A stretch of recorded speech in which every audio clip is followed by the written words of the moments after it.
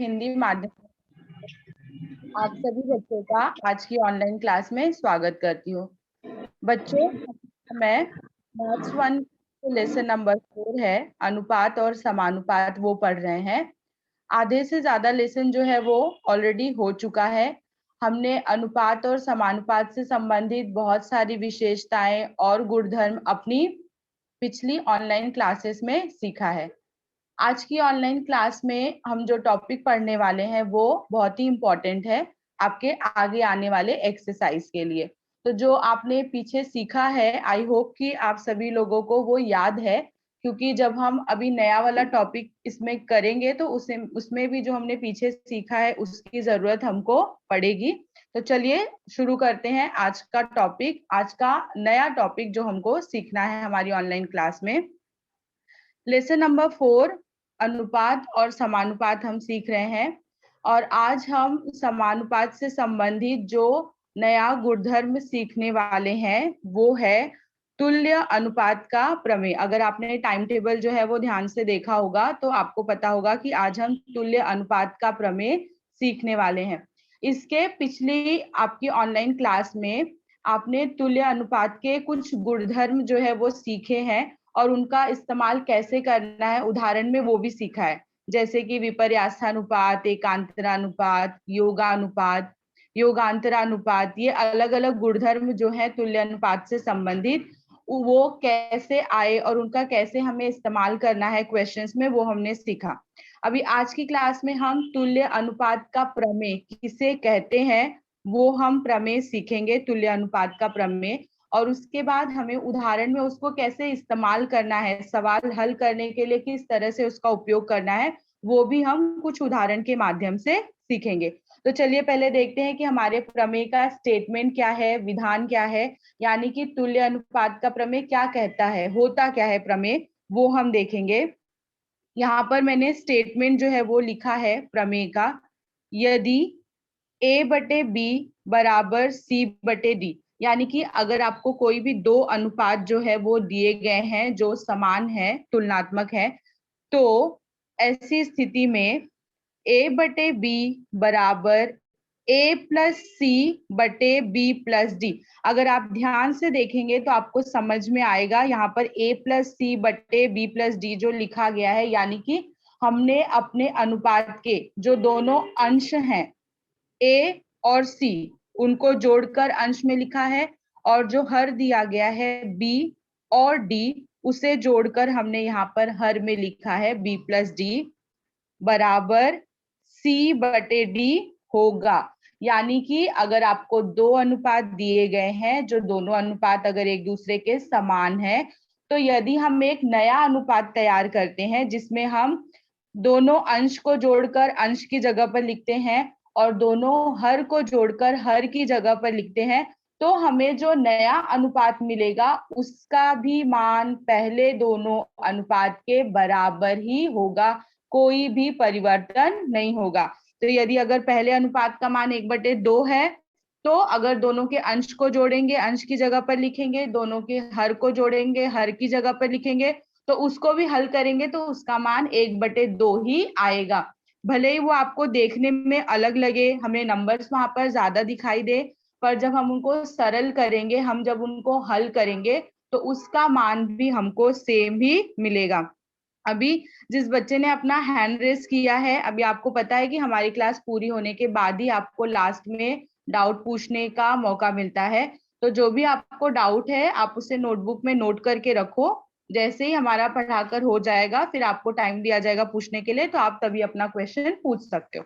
अभी इस सेम चीज को मैं आपको एक छोटे से एग्जाम्पल के थ्रू दिखाती हूँ कि कैसे दोनों का मान समान होगा। अभी समझो कि मैंने एक अनुपात लिखा है 1/2। अभी मैं जानबूझकर नंबर लिख रही हूँ, ABCD नहीं लिख रही हूँ, ताकि आपको ये समझ में आए कि ये जो चीज हमने यहाँ पर सिद्ध करनी है या जो ये प्रमेय का हमने स्टेटमेंट लिखा है वो सच में सही होता है क्या, कैसे सही होता है वो देखेंगे। अभी एक अनुपात मैंने लिखा 1/2, तो ये समझो A/B का मान है, और दूसरा अनुपात मैंने लिखा 2/4, ये हमारे C/D का मान है। अब मैं यहाँ पे बीच में बराबर का चिन्ह डाल रही हूँ। अभी जिन बच्चों को देखकर ऐसा लगे कि ये 1/2 है, ये 2/4 है, दोनों अलग अलग दिख रहा है, तो बराबर का चिन्ह क्यों डाला गया है?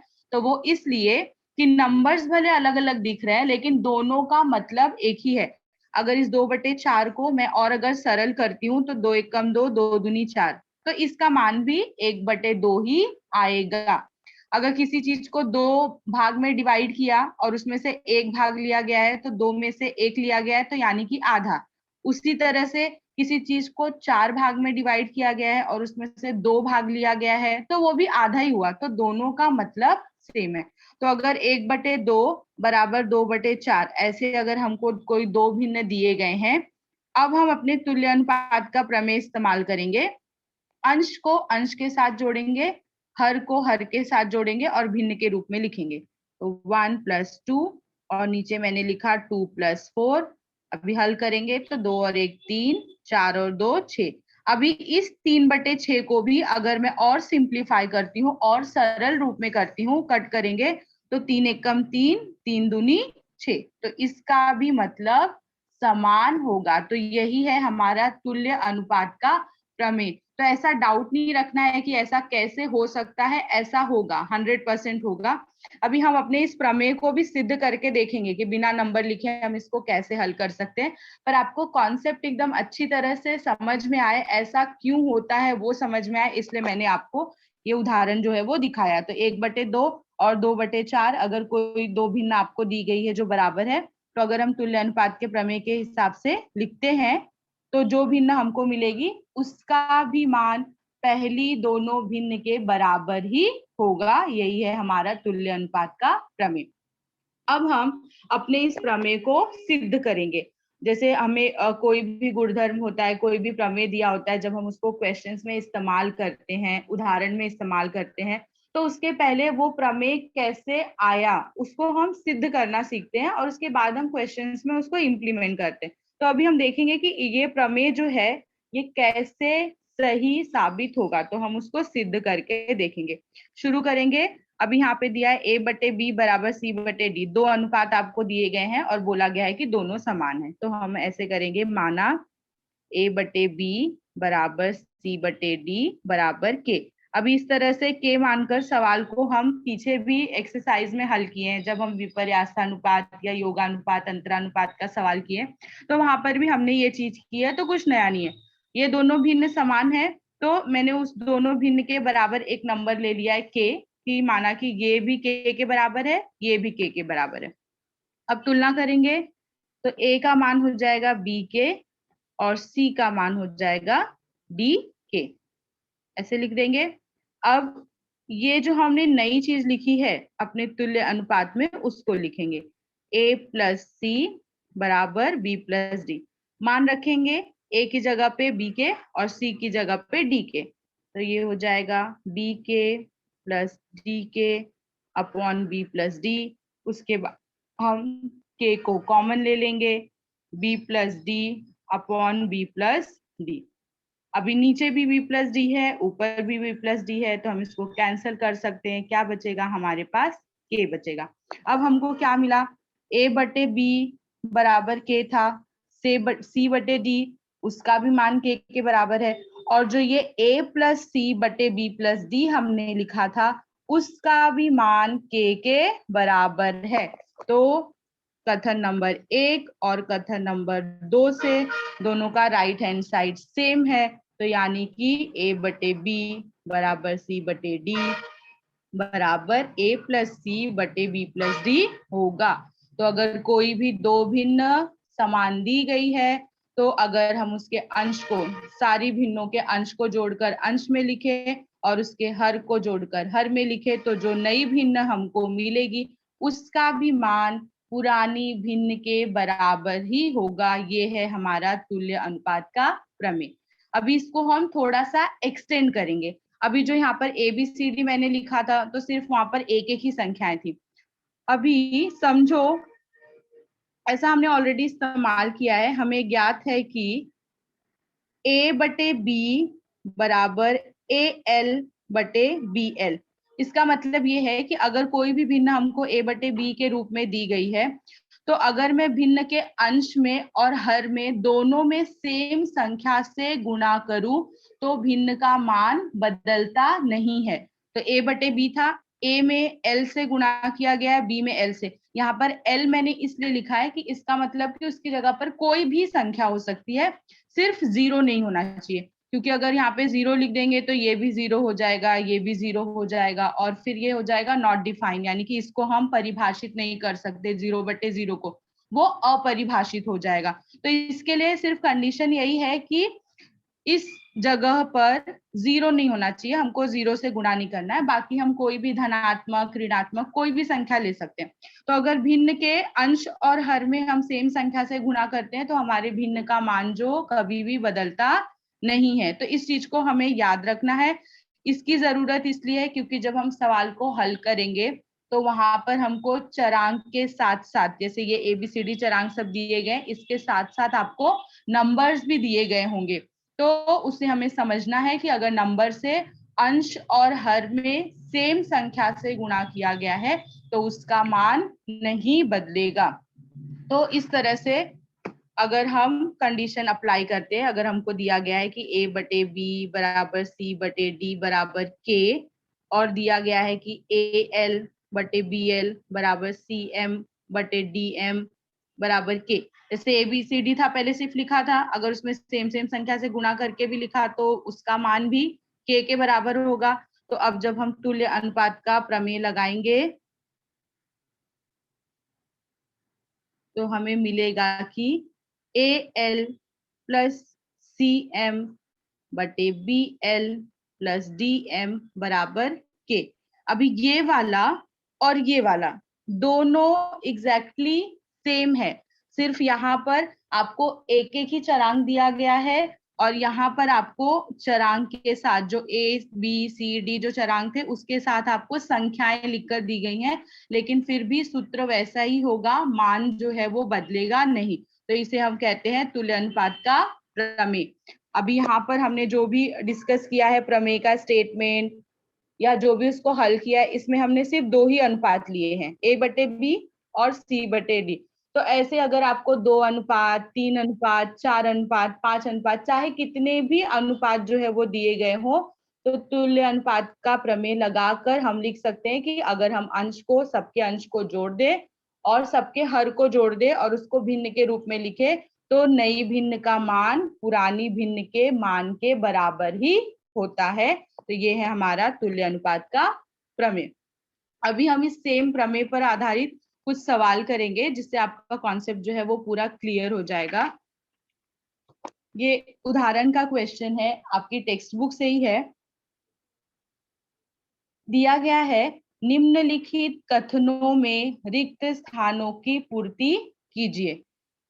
पहली भिन्न दी है A बटे 3, दूसरा भिन्न दिया गया है आपको B बटे 7 बराबर, यहाँ पर अंश में लिखा है 4A प्लस 9B और जो हर है वहां पर डैश डैश करके दिया गया है कि यानी कि आपको निकालना है कि नीचे कौन सा मान आएगा। वैसे तो ये रिक्त स्थान का क्वेश्चन है तो आपको डायरेक्ट आंसर लिखना वहां पे अलाउड है, रिक्त स्थान भरो मतलब हम रिक्त स्थान में डायरेक्ट ही उत्तर लिखते हैं। लेकिन चूंकि अभी हम सीख रहे हैं तो आपको समझ में आए कि ये आंसर कैसे आएगा, तो इसके लिए मैं आपको इसको हल करके दिखाऊंगी। हम पूरा सॉल्व करेंगे और हल करने के बाद जो भी उत्तर आएगा वो उसके अंदर लिख देंगे। अभी पहली भिन्न हमको दी गई है A बटे 3 और उसके साथ हमको दूसरी भिन्न दी गई है B बटे 7 और ये इसके बराबर है और यहाँ पे डैश में हमको मार्क्स जो है वो नंबर जो है वो भरना है। यहाँ पर जो ऊपर दिया गया है हम उसकी मदद लेंगे और उसके हिसाब से हमारे सवाल को हल करेंगे।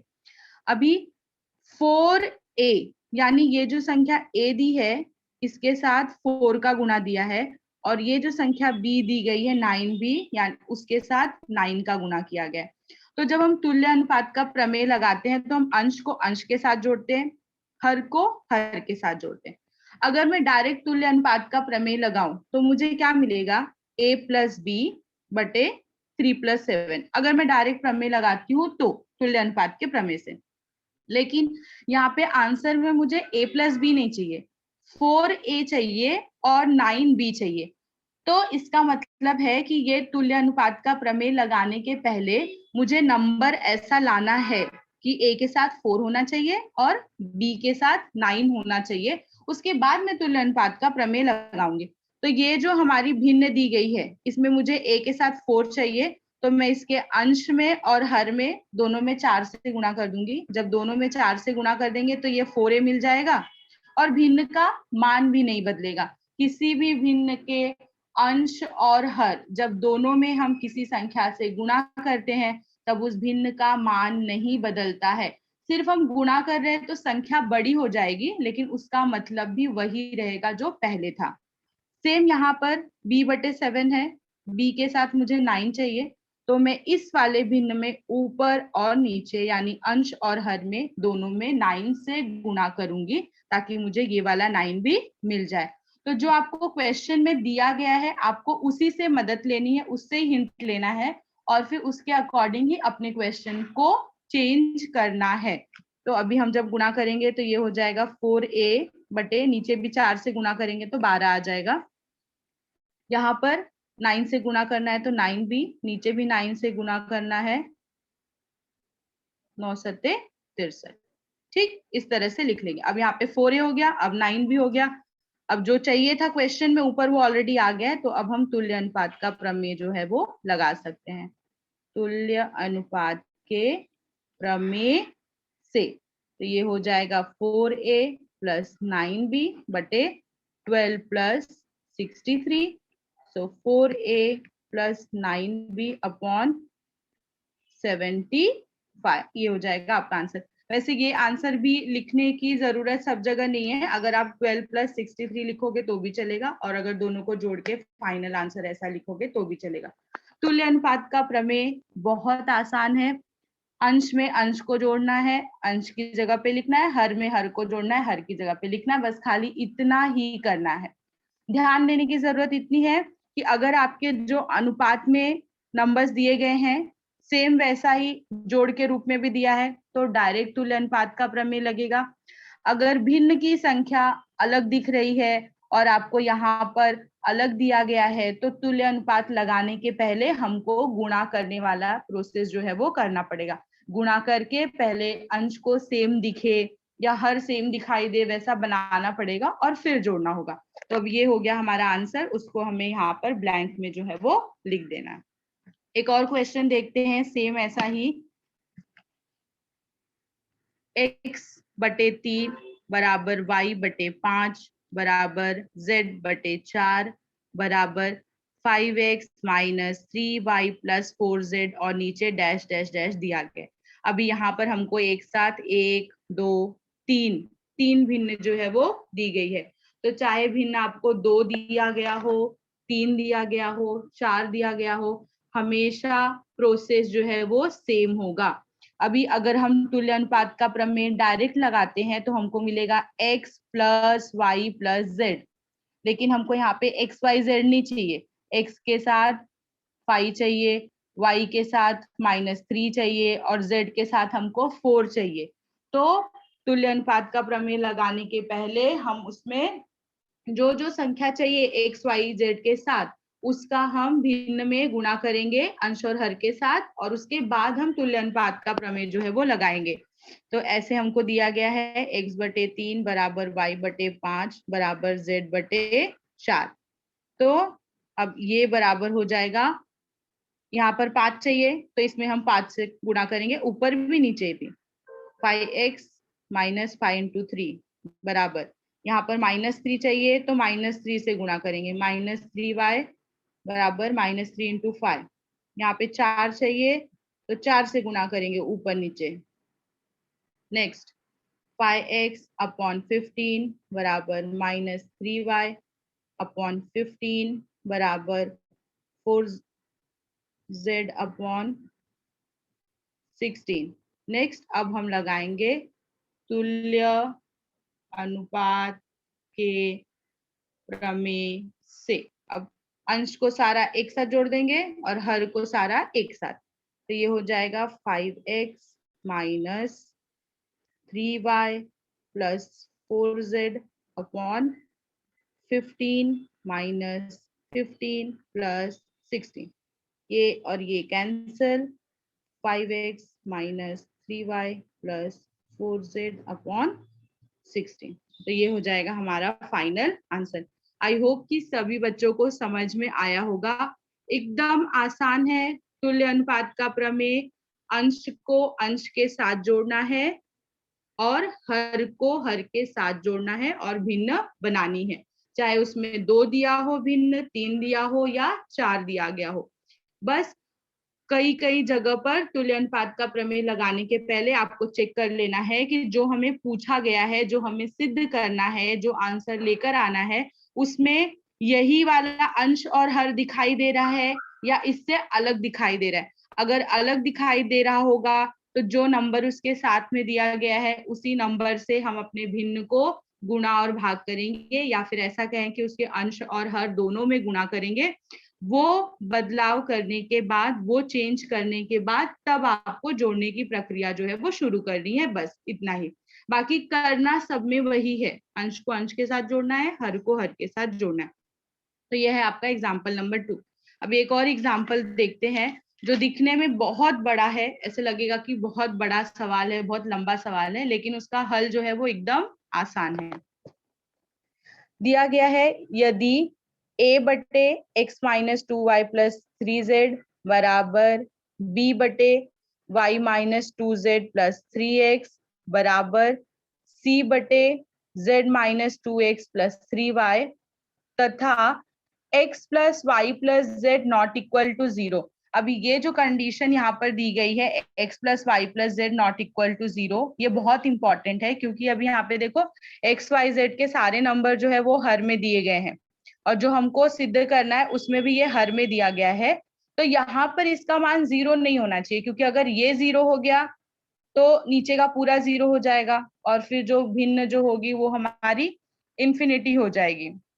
ठीक, इसलिए इसका मान 0 जो है वो नहीं होना चाहिए। तो वो कंडीशन में यहाँ पर लिख कर दिया गया है। इसका आपको कोई उपयोग नहीं है, पर फिर भी समझ के रखना है कि हर में कभी भी कोई संख्या 0 नहीं आनी चाहिए। तो अगर इस तरह से 3 अनुपात दिए, अभी यहाँ पे अनुपात आपको बहुत बड़ा बड़ा दिखाई दे रहा है। नॉर्मली हम a बटे बी, सी बटे डी या a बटे 3, b बटे 4 ऐसे ही छोटे छोटे नंबर जो है वो हमने लिखे थे। यहाँ पर आपको बड़ा भिन्न दिखाई दे रहा है, हर में आपको 2-3 नंबर्स लिखे हुए दिखाई दे रहे हैं। तो आपको सिद्ध करना है कि 1, 2, 3 ये तीनों भिन्न जो है उसका मान, और ये जो हमको सिद्ध करना है a plus b plus c बटे 2 टाइम्स ब्रैकेट में x plus y plus z, इसका मान समान होगा। ये 1, 2, 3 और ये 4 सबका मान एक ही है, वो हमको सिद्ध करना है। तो चूंकि हमने तुल्य अनुपात का प्रमेय सीखा है तो हम उसी का इस्तेमाल करेंगे। और यहाँ पर ए बी सी दिया है और जो हमें सिद्ध करना है उसमें भी a प्लस बी प्लस सी ही दिया है डायरेक्ट, कोई भी नंबर एक्स्ट्रा ऐड नहीं किया है। 2a plus 3b plus 4c, कोई भी दूसरा नंबर जो है वो नहीं लिख के दिया गया है। सिंपल हमको abc यहाँ पर भी था और abc यहाँ पर भी दिया है। तो डायरेक्ट हम तुल्य अनुपात के प्रमेय का इस्तेमाल करेंगे, किसी भी संख्या से हमको गुणा करने की जरूरत नहीं है। तो हम पहले लिखेंगे, माना a बटे x minus 2y plus 3z बराबर b बटे y minus 2z plus 3x बराबर c बटे z minus 2x plus 3y बराबर k। ठीक है, के मान के, क्योंकि कहा गया है कि ये जो तीनों अनुपात है वो प्रत्येक अनुपात इस अनुपात के बराबर है, ऐसा हमको सिद्ध करना है। तो इसलिए ये जो तीनों अनुपात बराबर थे हमने उसका मान जो है वो के ले लिया है। तो ये जो है ये भी के बराबर ही आना चाहिए, तो चारों जो है वो एक समान हो जाएंगे। तो डायरेक्ट हम तुल्य अनुपात का प्रमेय जो है वो लगाएंगे, क्योंकि ए बी सी के साथ कोई भी संख्या हमें सिद्ध करने के लिए नहीं दी गई है, तो डायरेक्ट हम तुल्य अनुपात का प्रमेय जो है वो लगा सकते हैं। तुल्य अनुपात के प्रमेय से तो क्या होगा, तुल्य अनुपात का प्रमेय, अंश को तीनों जोड़ेंगे, अंश में लिखेंगे, और तीनों हर को जोड़ेंगे, उसको हर में लिखेंगे। तो ये हो जाएगा a plus b plus c बटे x minus 2y plus 3z plus y minus 2z plus 3x plus z minus 2x plus 3y। ठीक है, ऐसे लिख दिया। दिखने में सवाल बहुत बड़ा लग रहा है, नंबर्स देखकर बहुत ऐसे खतरनाक नंबर लग रहे हैं, लेकिन सवाल एकदम आसान है। अभी तक जो हमने एग्जाम्पल नंबर 1 और 2 किया खाली जगह भरने का, उससे भी आसान ये है। इसमें कोई भी परिवर्तन नहीं करना है, डायरेक्ट तुल्य अनुपात का प्रमेय हमको लगाना है। अब हम इसको हल करने के लिए देखेंगे, तो ऊपर जो है a plus b plus c same ऐसे ही रहेगा, कुछ भी चेंज नहीं होगा। नीचे जो सारे हमने लिखे हैं ब्रैकेट में 3-3 टर्म्स, तो सबके में से कोई ना कोई चरांक है जो दूसरे के बराबर है, सेम है। तो अगर सेम चरांक वाले पद हमारे पास है तो हम उनको जोड़ घटा सकते हैं। तो सारे x को एक साथ, सारे y को एक साथ और सारे z को एक साथ, वैसे हमको हल करना है। अभी यहाँ पर x है, यहाँ पर 3x है, तो x प्लस 3x 4x हो जाएगा, और माइनस 2x करेंगे तो 2x बचेगा। तो मैं यहाँ पे 2x डायरेक्ट लिख रही हूँ। अगर आपको चाहिए तो आप सारे x को एक साथ इकट्ठा करके, फिर सारे y को एक साथ इकट्ठा करके, फिर सारे z को एक साथ करके उसके बाद भी हल कर सकते हो। एक स्टेप बढ़ जाएगा, पर आपको समझने में इजी होगा, तो वैसे भी कर सकते हैं। नेक्स्ट उसके बाद ये माइनस 2y है और प्लस y है, तो minus 2y plus y minus y हो जाएगा। और यहाँ पे 3y है, तो 3y माइनस y, तो ये भी हो जाएगा 2y। सेम z के लिए 3 में से 2 गया 1, और 1 में 1 को जोड़ दिया तो 2। नेक्स्ट इसके बाद a plus b plus c बटे हर में 2x 2y 2z दिया है, तो 2 हमारा कॉमन है, सब में आ रहा है, वो ले लेंगे, बटे x plus y plus z। ठीक है, और ये बराबर हो जाएगा k के। ठीक, तो तुल्य अनुपात का प्रमेय लगा, ये a b और c वाला जो तीनों पद था k के बराबर था, फिर हमने तुल्य अनुपात का प्रमेय लगाया, तो ये भी k के बराबर होगा, ये जो आया वो भी k के बराबर होगा, और ये जो आंसर आया आपको वो भी k के बराबर ही होगा। तो ये मिल गया आंसर जो हमको सिद्ध करना था। तो इसलिए हम लिख सकते हैं कि तुल्य अनुपात के प्रमेय से यदि ये बराबर ये है, तो प्रत्येक अनुपात a plus b plus c बटे 2 into x plus y plus z के बराबर होगा। कैसे होगा उसको हमने यहाँ पर सिद्ध किया। तो तुल्य अनुपात का प्रमेय लगाना है बस, और आपको कुछ भी नहीं करना है। तुल्य अनुपात का प्रमेय लगाने के बाद जहां पर भी आपको ऐसा लगे कि हम संख्याओं को जोड़ या घटा सकते हैं, सेम चरांक है, तो वहां पर उसको करके हल करना है। अगर नहीं कर सकते तो उसको जैसा है वैसे रखना है। अभी जैसे ऊपर एबीसी था, ये चरांक अलग, ये अलग, ये अलग, तो उसको हम जोड़ नहीं सकते, तो उसको हमने same a plus b plus c उसी रूप में रखा। तो इस तरह से हमको तुल्य अनुपात के प्रमेय का इस्तेमाल सवालों को हल करने के लिए करना है। नेक्स्ट उसके बाद अभी 1-2 सवाल हम देखेंगे आपके प्रश्न संग्रह से फटाफट, उसके बाद में फिर आप लोग अपने क्वेश्चंस जो है वो पूछ सकते हैं। अभी एक्सरसाइज 4.4, उसका पहला क्वेश्चन है रिक्त स्थानों की पूर्ति करो। अभी रिक्त स्थान की पूर्ति करो का सवाल हमने उदाहरण का भी कुछ देखा, वहां पर हमने एक एक स्टेप सारा हल करके और फिर आंसर लिखा। अभी यहाँ पर हम सारा स्टेप नहीं हल करेंगे, डायरेक्ट रिक्त स्थान है तो उसको रिक्त स्थान के रूप में ही लिखकर दिखाएंगे। x/7 बराबर y/3 बराबर 3x प्लस 5y। तो यहाँ पर जो x था उसके साथ 3 का गुणा किया है, और जो y था उसके साथ 5 का गुणा किया है। तो अगर x के साथ 3 का गुणा किया है, अंश में 3 का गुणा किया है, तो हर वाली संख्या को भी हम 3 के साथ गुणा करके लिखेंगे, और यहाँ पर अंश में 5 के साथ गुणा किया है, तो हर वाली संख्या में हम 5 के साथ गुणा करके लिखेंगे, बस वही करना है। तो अब हम डायरेक्ट लिखेंगे, देखो कैसे, 3 इंटू 7, तो ये x/7 हमारी मूल भिन्न थी, x में 3 से गुणा किया है तो नीचे के 7 में भी 3 से गुणा करेंगे, फिर माइनस का चिन्ह है तो माइनस डालेंगे। अभी y के साथ 5 का गुणा किया है तो नीचे 3 के साथ भी 5 का गुणा करेंगे, 5 गुणे 3, बस ये हो गया आपका आंसर। इससे ज्यादा आपको कुछ भी नहीं करना है। रिक्त स्थान के रूप में अगर क्वेश्चन पूछा गया तो आपको सिर्फ और सिर्फ इतना ही करना है। सेम यहाँ पे 7x माइनस 9y, अभी x के साथ 7 का गुणा है ऊपर, तो नीचे भी 7 के साथ 7 का गुना होगा, माइनस चिन्ह जो दिया है सेम उसको वही रखेंगे, माइनस दिया है तो माइनस रखोगे, प्लस दिया है तो प्लस रखोगे, नीचे माइनस। अभी इसके साथ 9 का गुना है y के साथ, तो यानी कि 3 के साथ भी 9 का गुना होगा, 9 into 3। बस ये हो गया आपका आंसर।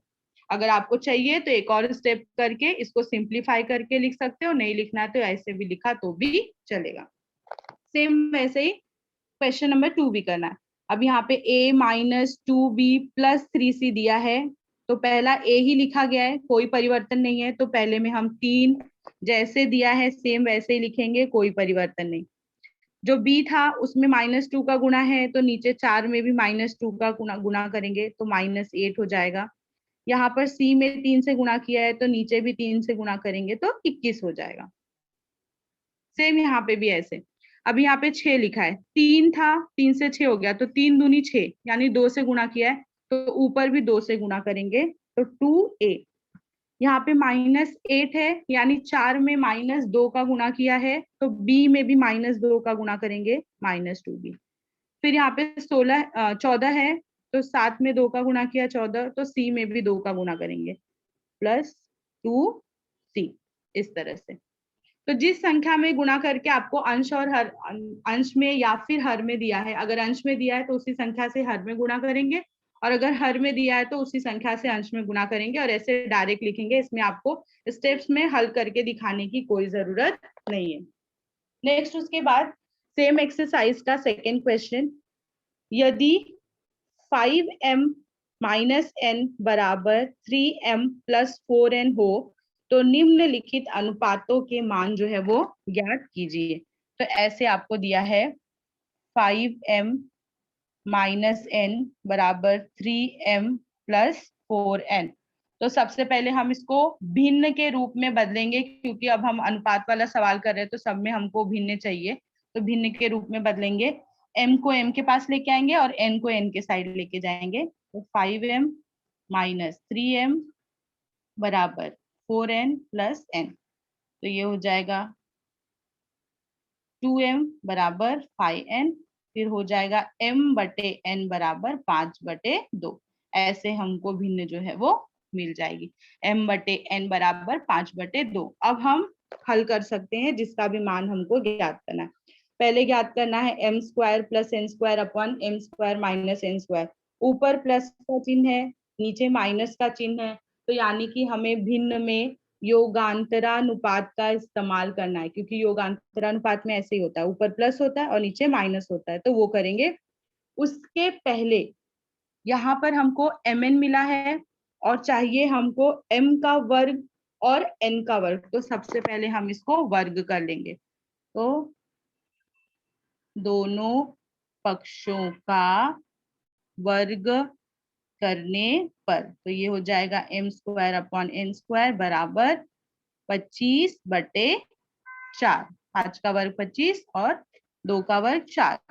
अब उसके बाद हम योगांतरानुपात लगाएंगे, m square plus n square upon m square minus n square. 25 plus 4 25 minus 4 29/21। तो ये हो जाएगा हमारे फर्स्ट वाले पार्ट का सॉल्यूशन। सेम सेकेंड में दिया है 3m प्लस 4n, तो हमको m के साथ 3 चाहिए और n के साथ 4 चाहिए, तो पहले हम उसी तरह से इसको गुणा कर देंगे। ये m बटे n बराबर 5/2 है, तो 3m बटे 4n बराबर, ऊपर 3 से गुणा किया तो इसमें भी 3 से करेंगे, नीचे 4 से गुणा किया तो इसको भी 4 से करेंगे, ऐसे हो जाएगा 15/8। अब हम इसके बाद लगाएंगे योगांतरानुपात से। सो 3m plus 4n upon 3m minus 4n, तो 15 प्लस 8 अपॉन 15 माइनस 8 23 और हो गया 7। अभी कुछ बच्चों को जिनको ऐसे डाउट लग रहा होगा कि हम तुल्य अनुपात का प्रमेय लगा रहे थे तो योगांतरानुपात कहाँ से आ गया, तो उन बच्चों को याद रखना है कि जब भी हम तुल्य अनुपात का प्रमेय लगाते हैं तो उसमें सारे अंश को एक साथ जोड़ते हैं, सारे हर को एक साथ जोड़ते हैं और उसको अंश को अंश में लिखते हैं, हर को हर में लिखते हैं। अभी यहाँ पे जो क्वेश्चन दिया गया था इसमें ऊपर प्लस दिया है, नीचे माइनस दिया है, तो तुल्य अनुपात में कभी भी ऐसा नहीं होता। प्लस कर रहे हैं, ऊपर भी प्लस ही होता है, नीचे भी प्लस ही होता है। अब यहाँ पे प्लस और माइनस का चिन्ह अलग अलग दिया है, तो इसको देखकर आपको समझ जाना है कि यहाँ पर हमें योगांतरानुपात लगाना है, तुल्य अनुपात का प्रयोग नहीं करना है। तो इसलिए हमने इसे योगांतरानुपात से जो है वो हल किया है दोनों सवालों को। पहले भिन्न लाए हैं, उसके बाद जो हमको सिद्ध करना है उसके अकॉर्डिंग अपने भिन्न में परिवर्तन करेंगे। तो पहले वाले में हमको वर्ग चाहिए था, तो इसलिए हमने वर्ग किया और फिर योगांतरानुपात लगाया। जो सेकेंड टाइम दिया था उसमें वर्ग वगैरह कुछ नहीं था, लेकिन m के साथ n के साथ गुणे के रूप में कोई संख्या दी गई थी, तो इसलिए हमने पहले उससे गुणा करके अपने भिन्न को उस तरह बदला और फिर उसके बाद में योगांतरानुपात का इस्तेमाल किया। तो ये आपके एक्सरसाइज 4.4 का क्वेश्चन नंबर 1 और क्वेश्चन नंबर 2 है। अभी इसमें आगे और बहुत सारे सवाल हैं जो हमको तुल्य अनुपात से संबंधित करने हैं, वो हम अपनी आगे की ऑनलाइन क्लास में करेंगे। जब भी आपके अगले हफ्ते की ऑनलाइन क्लास होगी तो उसमें करेंगे। अभी आज की क्लास में हमें सिर्फ इतना ही टॉपिक जो है वो कवर करना था।